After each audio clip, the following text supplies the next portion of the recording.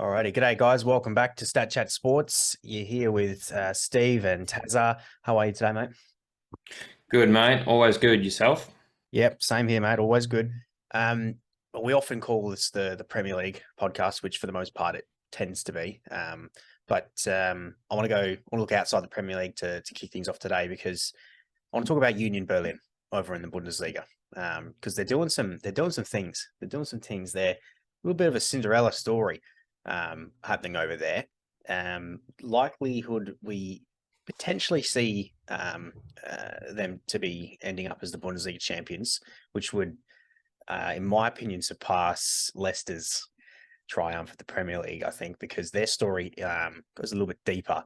Um, Back-to-back relegations in '04 and '05. Going back a while, but that's a fair way down the pecking order in German football. Their fans committed over 140,000 free hours of labor to help rebuild their stadium, which obviously at one point, I don't know the ins and outs, but obviously at one point it was in some dire straits. They gained promotion to the Bundesliga for the first time in 2019.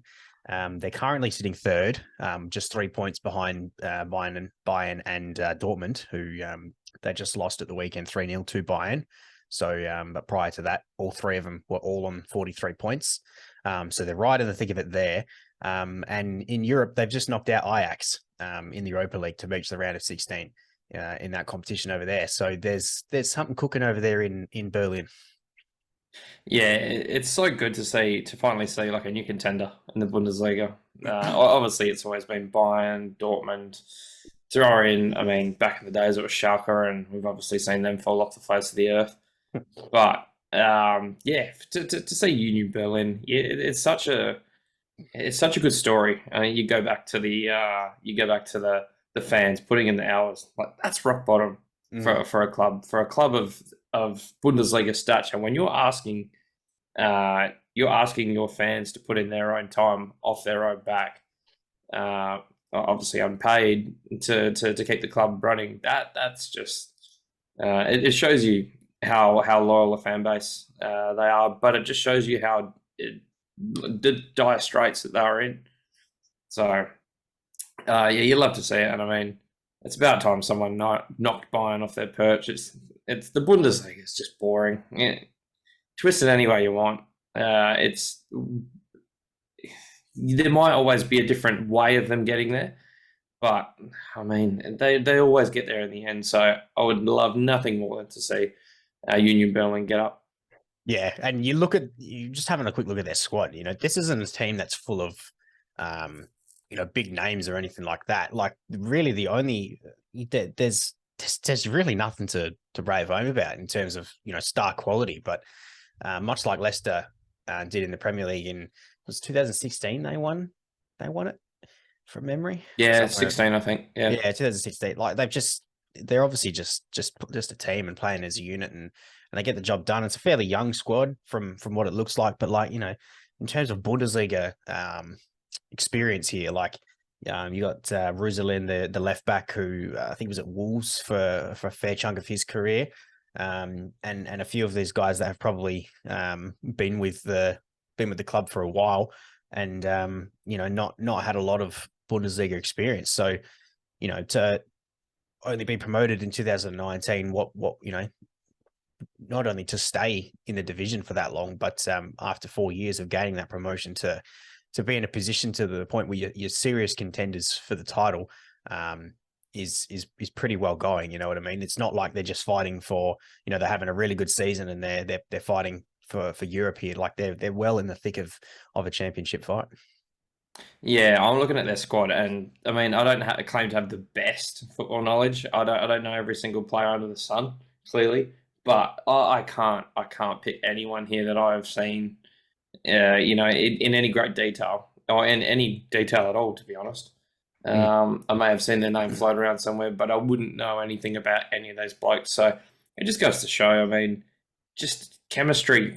Chemistry means a whole lot. You can have all the names in the world in a squad. But if you can't put them together, it doesn't matter. So great job done by this recruiting team. Obviously, you don't have to go and spend mega bucks. I'm looking here, and I mean, none of these guys are sort of what do you call them? There's no big money transfers. There's no. It's Nope. just good old fashioned proper scouting and finding guys that fit a brief and fit the team's ethos, I suppose. And that's what they've got. They've got a bunch of guys that are willing to buy in, and look where they are. And in Europe as well, they've got themselves a serious opportunity there to go into the corners as well. You know, they're facing Union Saint Gilloise or Gilloise. You know, Yeah, I not don't know. not a clue. Never heard of these guys before. Couldn't tell you what league they're in. You know who's in there. Oh, look, actually looks like they're a Belgium outfit. But still, like that's probably that's a fixture that I think you'd expect Berlin to get a win there. So big opportunity to go through the quarters there, which would be I'm sure the first time in their history to knock off Ajax, who obviously have a lot of European experience in their side, and they've been in and around the Champions League for the most part. So getting a win there was pretty huge. So yeah, just massive props to them, really. Yeah, I mean, Ajax have been big fish in European football for years. I mean, they don't have the stature that they used to in the days of Johan Cruyff and all those kind of guys. But nonetheless, their scouting and what they've done to build their team over and over again, they're always finding class players. So it's always going to be a class team, and to knock them off, it just shows how far they've come. Their game it isn't transferring to the Bundesliga; it's transferring to Europe, which is obviously encompasses a lot of different footballing philosophies and game styles. So it's they're legit. They're definitely they're building something pretty positive. Staying away from the Premier League still, because we've had our first domestic trophy been played over the weekend in England, the Carabao Cup final. Manchester United at that, and Newcastle United first trophy in 6 years, 2017 going back, which would have been the Europa League title under Mourinho, I think, from memory. Ten Hag gets his first. Yeah, rejoice for United fans who can now say they've claimed a trophy for the first time in 6 years. Yeah, I mean, you could see the celebrations. That it meant a lot to them. They were back, winning silverware. It's obviously been a little while, and by Man United's standards, it's a huge drought. So to break that, it's a big deal, and you could see Sir Alex Ferguson. I saw the footage of Ten Hag bringing the trophy down the race. Yeah. I think Sir Alex was down at the sort of waiting at the end, and all the old United legends, and sort of I couldn't realize. I couldn't recognize most of the other guys, but obviously they were United heavy hitters and blokes that have had a presence in the team for in their history. So it means a lot. It's putting them back on the map. They're out from the back in from the wilderness. But yeah, it's not obviously. Hopefully, it's not the first of many. Hopefully, they can end it there. But no, it's well deserved. Absolutely, they've been on a roll. They are a class team, and they're full of class players at the moment. So Ten Hag's building something, and it's hard to watch. Yeah, it is from our point of view, but yeah, I mean, after a bumpy start to the Premier League season, he didn't, Ten Hag wasn't off to the greatest of starts, but he sorted out those issues. He brought in the signings that he needed to. He removed the players that he didn't need to, that didn't need to be there. And since then, he's got it all sorted out, and they look to be on a roll that not a lot of teams could stop. I mean, they just knocked out Barcelona in the Europa League, who not well. They're top of the La Liga. Not quite, I mean, there's a 7-point gap there, but I still wouldn't necessarily say they're at a can to that league. But no. Still Barcelona top of the league, fairly comfortable, I'd say. Really, United were probably in charge of that, so they're doing it fairly convincingly as well. I mean, they had the fair share of shots in it. It's 14 shots, 10 on target. Not they didn't quite have the possession, but do you need the possession? They scored the goals at the end when they needed to, and that was the most important thing.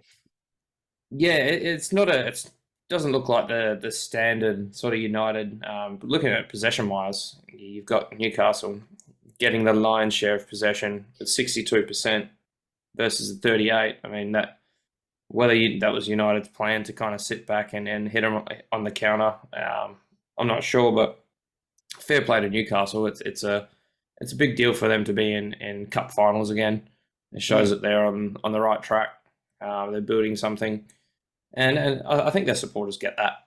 They're clearly they know they're on the right track, and they're just happy to be reckoning themselves amongst the top teams in England. Yeah. I suppose we do need to give Newcastle credit. Like they've had an unreal season in their own right. One that probably not a lot of people saw coming, but to make it to their first cup final in what probably would have been, I mean, I couldn't even tell you the last time they made a cup final. I would hazard a guess and say 10 to 15. Yeah, exactly. Could be more. I don't know. Yeah, could be more. So, and they weren't destroyed by any means. Like they certainly had a fair few chances, or half chances. Though they put themselves around there. They were in the battle, but United were just too strong. I mean, what I want to talk about Casemiro. Obviously, one of the key signings made by Ten Hag in the transfer window. Probably him and Lisandro Martinez have been probably the two key important signings for them. But I'd say what Casemiro's come in and done for the side has probably been that a little bit more than Martinez. Obviously scored the first goal in the cup final, and we all know what he does defensively. But the guy just knows how to win trophies. 18 finals, 17 trophies.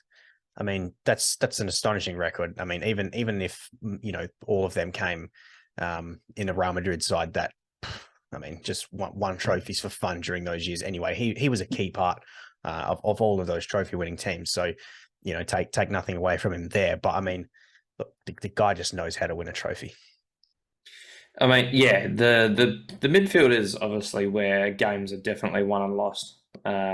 We've seen that with Liverpool this year, but he's just transformed that midfield. He's just been unreal through there, and he's adding the goals. It's not just control, and it's not just distribution. It's goals. It's the end product, which is so crucial to United's cause. And yeah, absolutely. I mean, that win rate, and that's got to be that's close to 90-95%. That's just bonkers. It's mind blowing how anyone could be that successful. I mean, you've got guys that go through their whole career with like multiple finals and don't win a cup, and he's won 17 of them. It's mental. But I did see a quote from Casemiro the other day. It's essentially saying that the Premier League is tougher than La Liga. He has found this first season of the Premier League not a great deal, but definitely tougher than La Liga. So it's quite an interesting insight. Obviously, La Liga is a little bit more technical, and the Premier League can tend to be a bit more physical. The smaller players obviously get found out, but Casemiro is a mountain. He's a big lad. So I'm not surprised that he's translated into the Premier League quite well, because he's got the technical ability, but he's a physical specimen as well. So he's definitely transferred pretty well. How are United's chances at a quadruple here for you? Because we were in this position last year when we claimed our first one of four. We claimed the Carabao Cup first, and we were in a similar position. Obviously, we were. I don't know if the FA Cup final had sort of been decided at that point anyway, but obviously we were still in a good position league wise, and Champions League wise. So we were having this discussion at this point last year. But realistically, where's United's chances of picking up 4 trophies here? Well, I mean, it makes it easier for them considering they've got the Europa and not Champions League. I'm not diminishing it. It's still 4 trophies is 4 trophies. It's a big deal, whichever way you twist it. But it does make it easier. the league obviously is the hardest one. Yeah. They've got to haul in Arsenal and City, and City look pretty decent. I mean, they're all dropping points, so there's no. It's not like they can't do it, but I think that's the hardest. I give them a genuine shot at winning the Europa League. I think the other big fishes in there are probably Arsenal and Juventus are still hanging around. Napoli kicking about in there as well. Oh, Napoli. No, sorry, Napoli. Napoli are in the Champions League. Forget it. A Champions League. Yeah. So Juventus and Arsenal probably are their main threats. But on current form, I'd probably put United at the top there.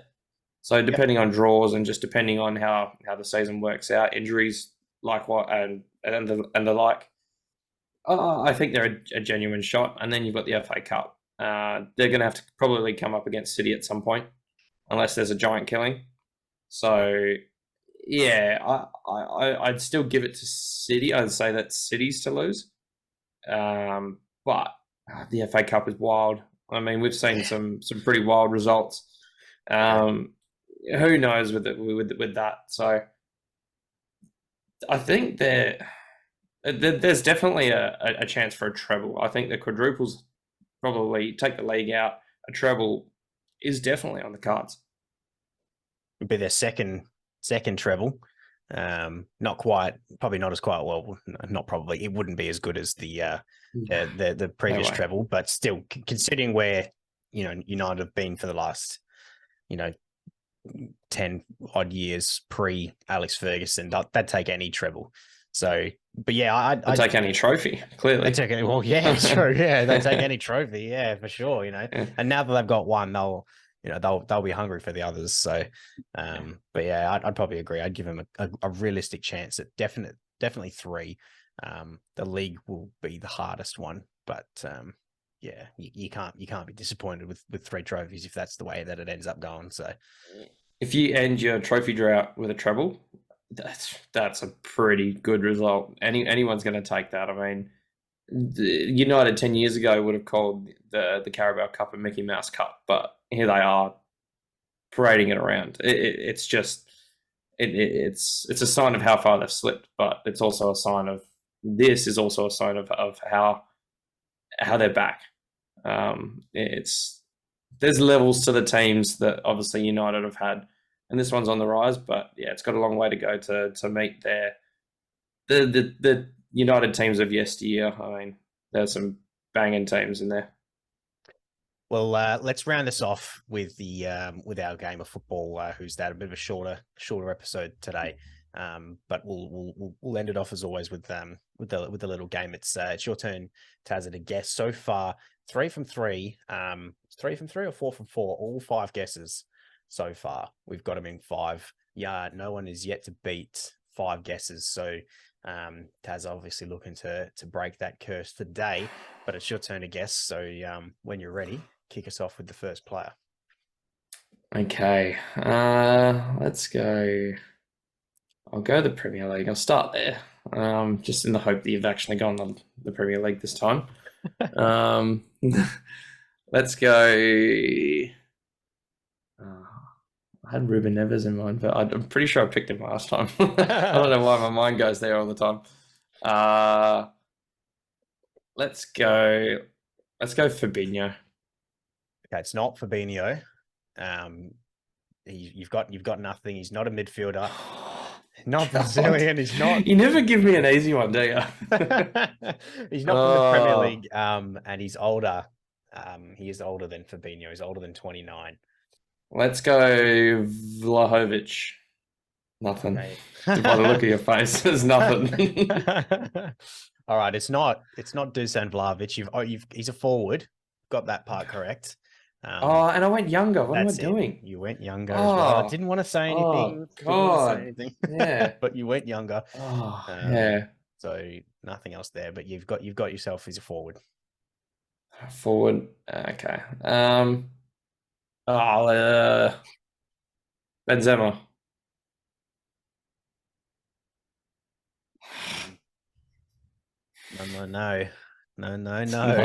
No, nothing. He's seriously. He's younger than I Benzema. never. Okay, so I think Ben's was 30, 35. Yeah, it's 35. between 29 and 35. Yeah. Okay. Surely you're not going back to the French league. If we want to beat 5 guesses, you've got to get it in the next one. So far, all you've got to go with is that he's a forward and he's somewhere between 29 and 35. So I've done the league. Sorry, I've done the Premier League. I've done Syria. I've done Bundesliga. So I've got the French. No, I didn't do the Bundesliga. You haven't done Bundesliga yet. Thomas Muller. Thomas Muller. Okay. You're warmer. Cool. Warmer. It's not, the player is not Thomas Muller, but he is from the Bundesliga and he is from Bayern Munich. But he's younger than Thomas Muller, so he's younger than 33. So we're looking between 29 and 33. But you've got 3. So close. Right so far. You're so close. So close. But we might be looking at another 5th guess here. Okay. I think I've got it. Is it Sadio Mane? For anyone that knows the clip, we'll roll it in the video, but it is Sadio Mane. Yeah. Another 5th guess. Come on. 5th guess. Oh, that was so close. Why didn't I think of Mane? Oh, why didn't I think you wouldn't have gone there? I should have tried to read you a bit more. He's the best football player in the world. Oh God. Well. All right, we'll take another 5, maybe next week with my guess. We'll have a chance of getting it. Seems like the 5th guess is definitely the stronghold at the moment. But no, that's all good. We'll wrap it up there. Thanks for joining us. As always, if you're new, feel free to subscribe if you like the content and leave a like on the videos as well.